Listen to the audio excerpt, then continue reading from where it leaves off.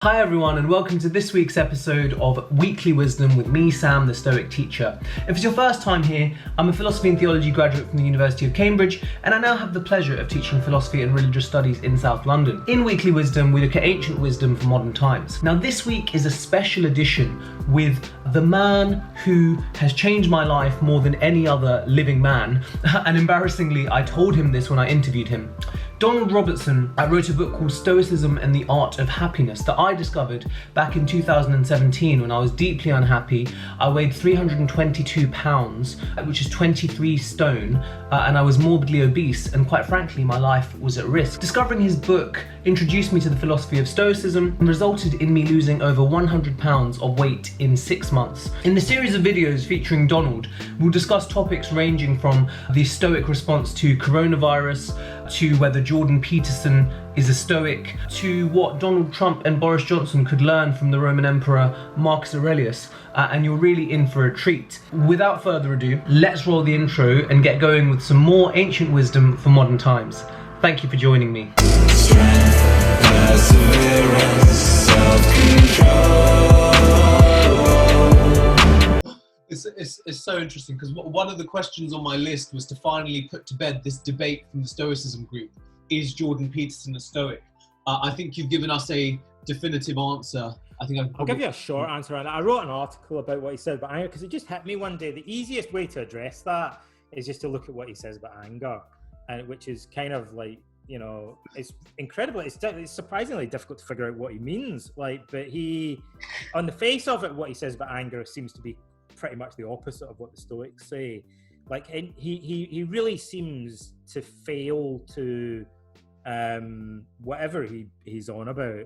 He really neglects to say that anger is cognitively mediated, that it's due to certain underlying beliefs and values that you have, and that you could question those beliefs. I mean, that's central to Stoicism. Geez, Marcus goes on and on about that. Seneca wrote a whole book about it.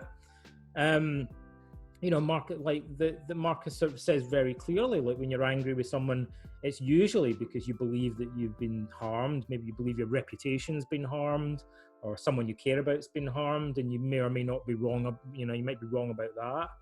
And then there's this belief that the right thing to do would be to harm them in return and get revenge on them. Like the Stoics believe that all anger is basically a form of revenge. Like, you want to hurt somebody because you think they deserve it. Socrates also, this is all in Socrates, in Plato's Republic. And then the philosophers will say, well, Socrates has some really good arguments about this, like just questioning whether this even makes sense. So whereas Peterson has this kind of essentialist theory of anger that's just like, you have this anger and maybe it's natural to have it. And maybe if a guy is what's the phrase he uses, kind of rebuffed by a girl, it's sort of natural that he'd want to lash out, and he'd feel anger and aggression as a result. And he takes this as a kind of premise, whereas the Stoics would be like, maybe there's something wrong with your values. Maybe if you want to hurt a girl that dumps you, like, maybe you're catastrophizing it, maybe you should question some of your thinking. And then the anger isn't just this thing that's kind of innate that you then have to sort of channel or do something. Like, the anger is composed of a bunch of beliefs that you have. Like, it's not, clients in therapy say, but it's just how I feel. And cognitive therapists say it's not just how you feel, it's also how you think. Right? So you're thinking a bunch of stuff that's maybe wrong. You're thinking a bunch of stuff that's maybe just unfounded, that's just maybe mistaken, that's maybe contradictory. Like, thoughts have truth value. This is Socrates' big psychological insight. It's like it's not just a feeling. This is more like a Platonic idea. You've got reason over here and you've got the emotions over there, and the emotions just are what they are, and you need to kind of channel them or do something with them. Whereas the Stoics would say they're not two separate things.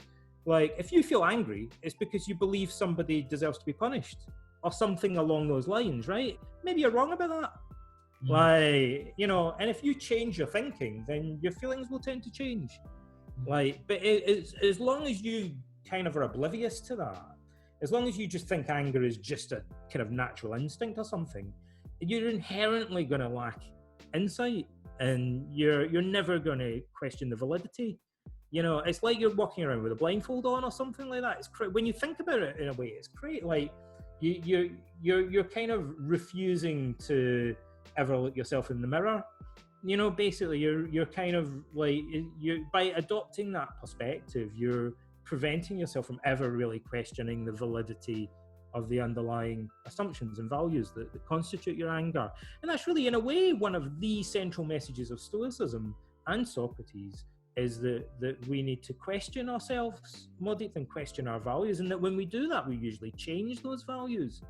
I mean, the first book of Plato, I would suggest to anyone that into that should just read the first book of Plato's Republic, because the Socrates debate with Thrasymachus, the sophist, is a absolute classic about this, and this idea that justice consists in helping your friends and harming your enemies. And Socrates challenges that, and basically the subtext of Socrates is suggesting that harming your enemies doesn't make sense, because, you know, what it turns on how you define what it really means to harm somebody.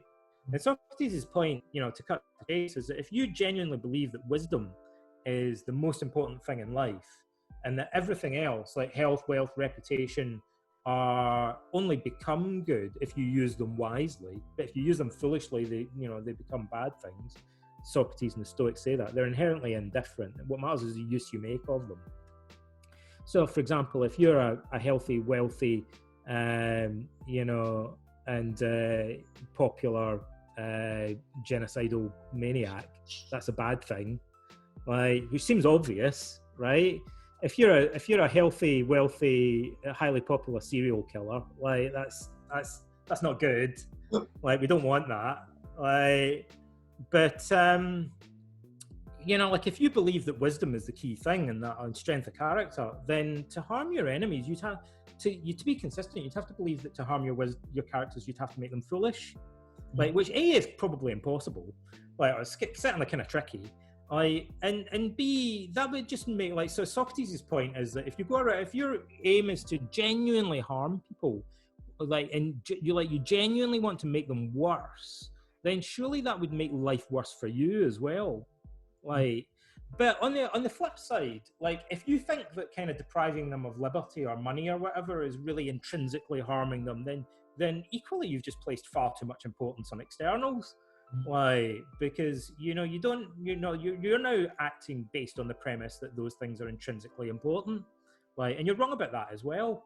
So, you know, Socrates says, look, if you think consistently about these things and you really question them deeply, then you'd want to help your enemies, because you would believe that the most important thing in life is moral wisdom, right? And you'd want to grant them moral wisdom rather than depriving them of it, right? And then essentially you'd be turning your enemies into friends by doing that.